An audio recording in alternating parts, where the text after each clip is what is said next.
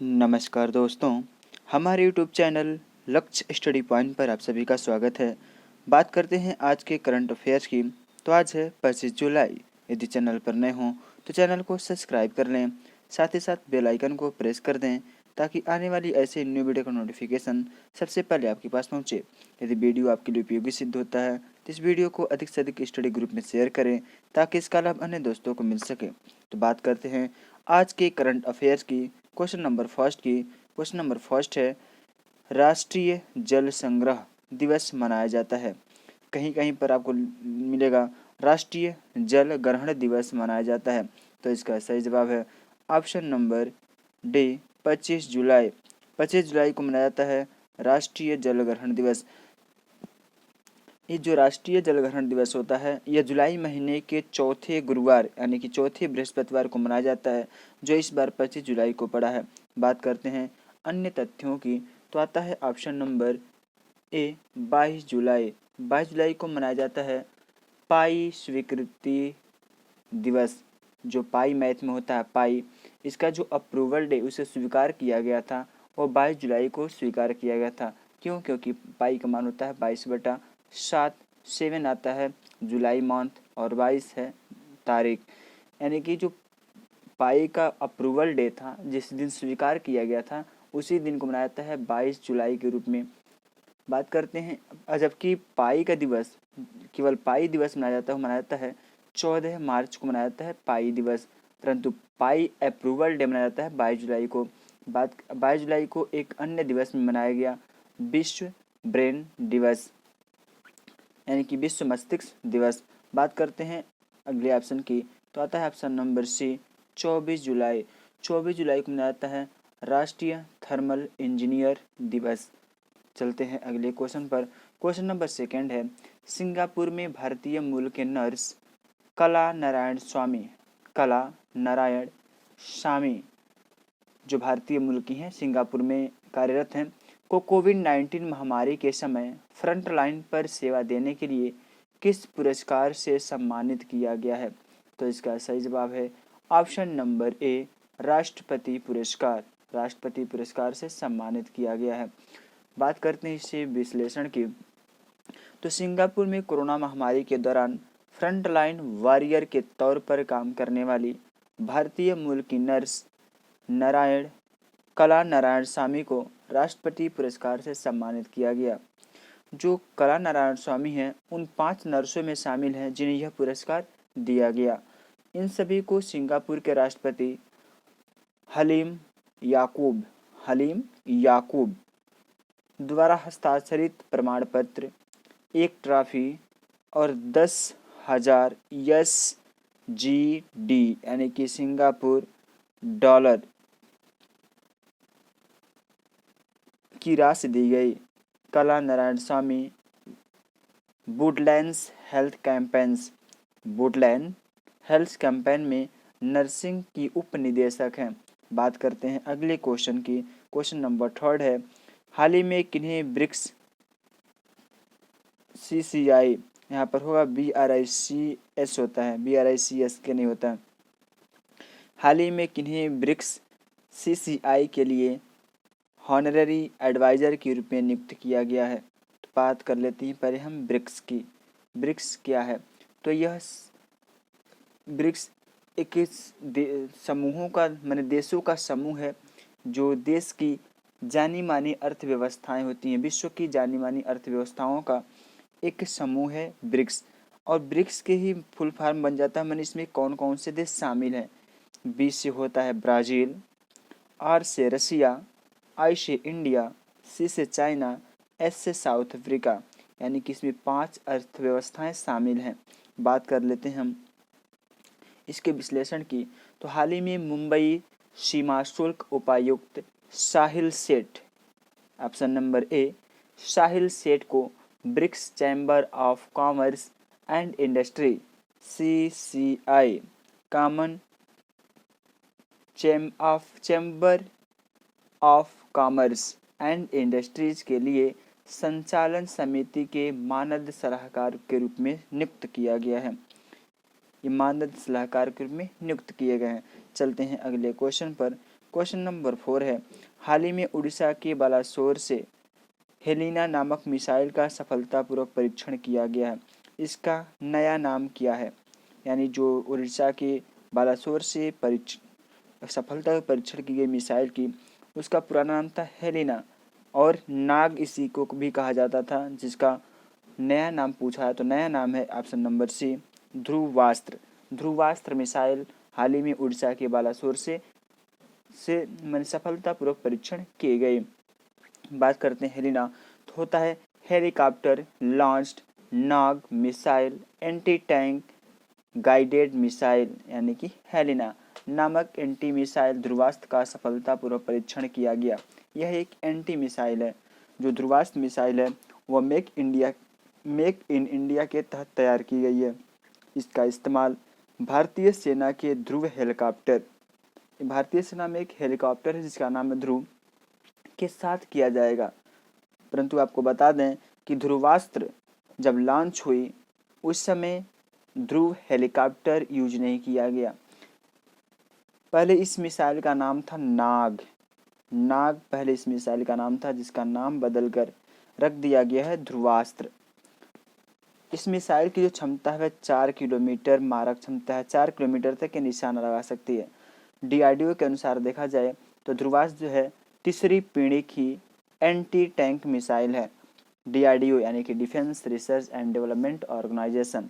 चलते हैं अगले क्वेश्चन पर। क्वेश्चन नंबर 5 है, हाल ही में किस राज्य के लगभग 1500 विद्यालयों में ऑनलाइन शिक्षा बंद करने का निर्णय लिया गया है? तो इसका सही जवाब है option number B, Gujarat. Gujarat सरकार ने हाल ही में अपने यहाँ लगभग 1500 विद्यालयों में ऑनलाइन शिक्षा को बंद कर दिया है। बात करते हैं अन्य तथ्यों की, तो गुजरात की राजधानी है वो है गांधी नगर। जो गांधी नगर है वर्तमान में केंद्रीय गृह मंत्री अमित शाह वहाँ के संसद हैं, माने के सांसद हैं। बात करते हैं गुजरात से जुड़े अन्य तथ्यों की, तो यहाँ की वर्तमान में राज्यपाल हैं आचार्य देवव्रत, मुख्यमंत्री हैं विजय रूपानी, जो भाषा बोली जाती है गुजराती। इससे जुड़े अन्य करंट अफेयर की बात कर लें तो गुजरात पुलिस देश की पहली पुलिस है जिसके पास टेजर गन है। टेजर गन का मतलब इलेक्ट्रिक शॉट दे दिया जाता है।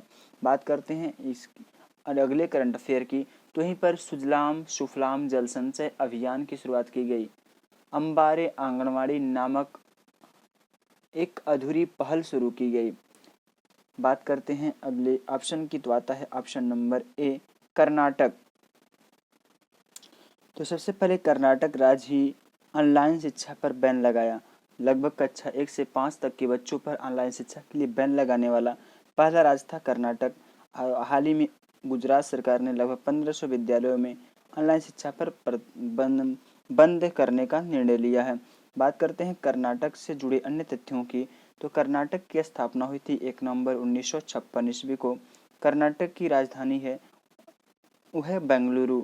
यहाँ पर जो भाषा बोली जाती है वो बोली जाती है कन्नड़ भाषा बोली जाती है। राज्यपाल हैं बजुभाई वाला, मुख्यमंत्री हैं VS येदियुरप्पा जो बीजेपी से बिलोंग करते हैं, यानी कि भारतीय जनता पार्टी से। बात करते हैं अगले ऑप्शन की, तो आता है option number C, Maharashtra. Option number C, Maharashtra. तो महाराष्ट्र की जो स्थापना हुई थी वो हुई थी 1 मई 1960 ईस्वी में। वर्तमान में महाराष्ट्र के जो मुख्यमंत्री हैं उद्धव ठाकरे। राज्यपाल हैं भगत सिंह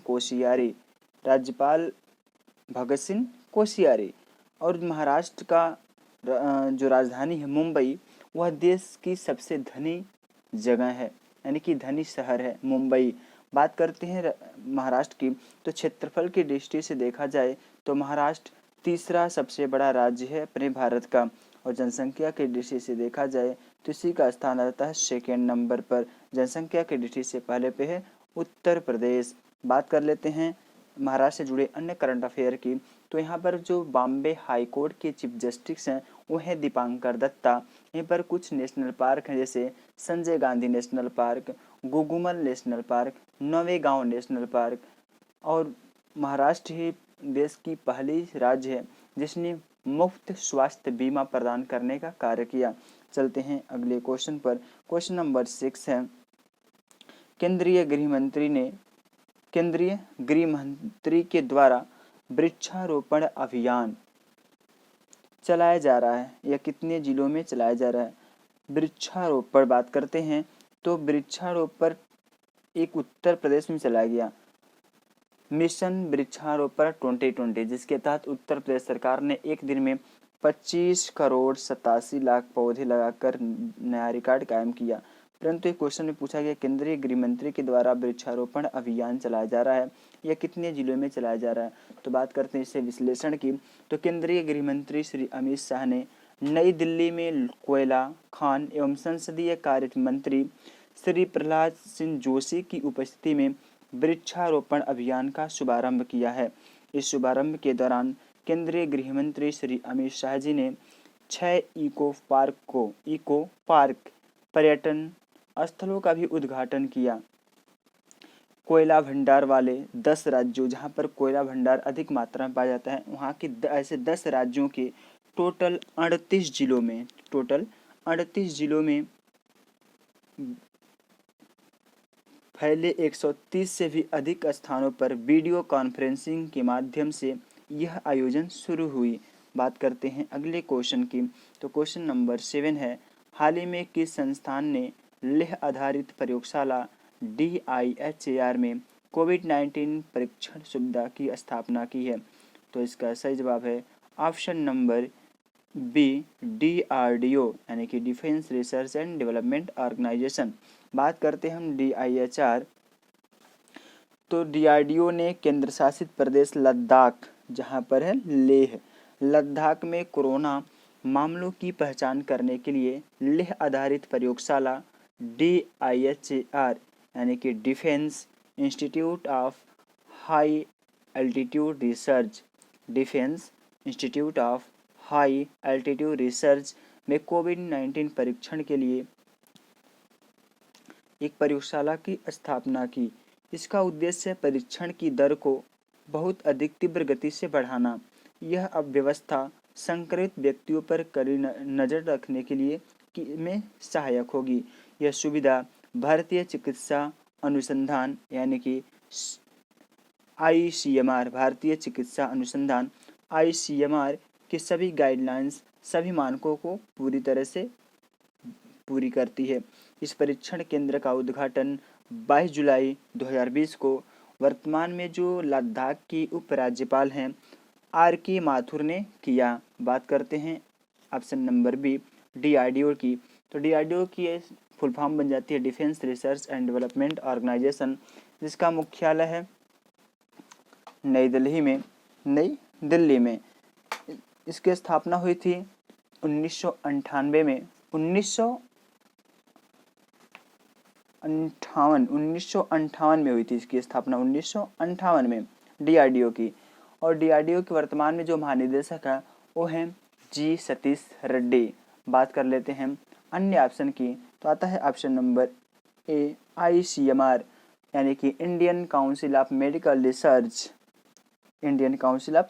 रिसर्च, जिसके सचिव एवं महानिदेशक हैं वो हैं डॉक्टर BM कटोच, जिसका मुख्यालय स्थित है नई दिल्ली में। DRDO का मुख्यालय है नई दिल्ली में। चलते हैं अगले ऑप्शन पे, तो आता है ऑप्शन नंबर सी, CSIR यानी कि council of scientific and industrial research. Hindi में बात करें तो वैज्ञानिक एवं इन्वेंशन मतलब खोज अनुसंधान परिषद। इसकी स्थापना हुई थी 1942 ईस्वी में। अध्यक्ष हैं जो CSIR के अध्यक्ष होते हैं वह भारत के प्रधानमंत्री होते हैं, यानी कि वर्तमान में प्रधानमंत्री नरेंद्र मोदी जी हैं। निदेशक हैं इसके हैं शेखर मांडे। CSIR की गिनती 2740 विश्व लेवल के 2740 ऐसे संस्थानों में गिनती की जाती है, जिसमें जो CSIR की आती है रैंक को आती है 81। पूरे विश्व लेवल में 2740 ऐसे संस्थान हैं जिसमें CSIR की रैंकिंग आती है 81, जो 2014 सितंबर 2014 के डेटा के अनुसार है। चलते हैं अगले क्वेश्चन पर। क्वेश्चन नंबर 8 है, हाल ही में प्रवासी रोजगार ऐप किसने लॉन्च किया? तो इसका सही जवाब है option number B, Sonu Sood.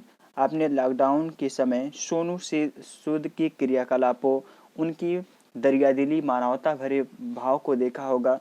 हाल ही में सोनू सूद ने प्रवासी मजदूर को रोजगार उत्पन्न कराने के लिए रोजगार ऐप का लॉन्च किया है। और सोनू सूद ने हाल ही में जो केरल से एक मामला आई थी, जहां पर किसान अपने गाय को बेचकर अपने बच्चों की ऑनलाइन शिक्षा के लिए स्मार्टफोन खरीदा था, उनको यह गाय लौटाने के ट्विटर पे बात कहे हैं। चलते हैं अगले क्वेश्चन पर। क्वेश्चन नंबर 9 है, हाल ही में भारतीय वायुसेना के कमांडरों का सम्मेलन कहाँ हुआ है? तो इसका सही जवाब है option number C, Delhi. Delhi में हुआ है वायुसेना कमांडरों का सम्मेलन। वायुसेना कमांडर के चीफ कौन है? तो हैं RKS भदौरिया। और जो सम्मेलन हुआ था उसमें भारत की वर्तमान रक्षा मंत्री राजनाथ सिंह भी उपस्थित हुए थे, जिनका संसदीय क्षेत्र है लखनऊ। बात करते हैं ऑप्शन ए, लखनऊ की। तो लखनऊ उत्तर प्रदेश की राजधानी है, जो गोमती नदी के किनारे स्थित है। मेरठ, ये उत्तर प्रदेश का एक शहर है। बात करते हैं दिल्ली। तो दिल्ली यह भारत की राजधानी है और दिल्ली देश का पहला राज्य है जिसने प्लाज्मा बैंक स्थापित किया। दिल्ली में विश्व का सबसे बड़े Covid care centre Sardar Vallabh भाई पटेल कोविड केयर सेंटर की स्थापना की गई, जिसके उद्घाटन किए थे दिल्ली के वर्तमान उपराज्यपाल अनिल बैजल। चलते हैं अगले क्वेश्चन पर। क्वेश्चन नंबर 10 है, हाल ही में किसे NMDC का अध्यक्ष और प्रबंध निदेशक नियुक्त किया गया है? नियुक्त किया गया है। हाल ही में किसे NMDC का अध्यक्ष और प्रबंध निदेशक नियुक्त किया गया है? तो इसका सही जवाब है ऑप्शन नंबर ए, सुमित देव। सुमित देव को हाल ही में NMDC का अध्यक्ष और प्रबंध निदेशक नियुक्त किया गया है। बात करते हैं NMDC, जिसका फुल फॉर्म बन जाता है national mineral development corporation. Hindi में बात करें तो होगा राष्ट्रीय खनिज विकास निगम, जिसकी स्थापना हुई थी 15 नवंबर 1958। 1958 की बात करें तो 1958 में DRDO की स्थापना, 1958 में नासा की स्थापना और 1958 में NMDC की भी स्थापना हुई थी। इसका मुख्यालय है हैदराबाद में। चलते हैं अगले क्वेश्चन पर, जो कल के अभ्यास प्रश्न का जवाब है। कल आपसे पूछा गया था, अमेरिकी जनसंख्या रेफरेंस ब्यूरो द्वारा जारी 2020 विश्व जनसंख्या डेटा के अनुसार दक्षिण एशियाई देशों में सर्वाधिक प्रजनन दर किन देशों में है? तो इसका सही जवाब था ऑप्शन नंबर ए, अफगानिस्तान जो फर्स्ट नंबर पे आता है, पाकिस्तान सेकेंड नंबर पे आता है, बांग्लादेश थर्ड नंबर पे आता है। यानी कि जो सर्वाधिक प्रजनन दर है, सबसे अधिक अफगानिस्तान, उसके बाद पाकिस्तान, उसके बाद बांग्लादेश। चलते हैं अगले क्वेश्चन पर, जो आज का अभ्यास प्रश्न है। आज के अभ्यास प्रश्न है, हाल ही में भारत और किस देश के बीच पासेक्स नामक नौसैनिक अभ्यास हुआ है? तो इसका सही जवाब कमेंट बॉक्स में लिखना ना भूलें। आप इस प्रश्न के बारे में जितना से अधिक जानते हैं उसको कमेंट बॉक्स में लिख दें। यदि आप चाहते हैं इस वीडियो के क्वेश्चन PDF को डाउनलोड करना, तो आप हमारे WhatsApp ग्रुप के लिंक से ज्वाइन हो सकते हैं, जिसका लिंक इस वीडियो के डिस्क्रिप्शन बॉक्स में मिल जाएगा। वीडियो देखने के लिए आपका धन्यवाद। जय हिंद, जय भारत।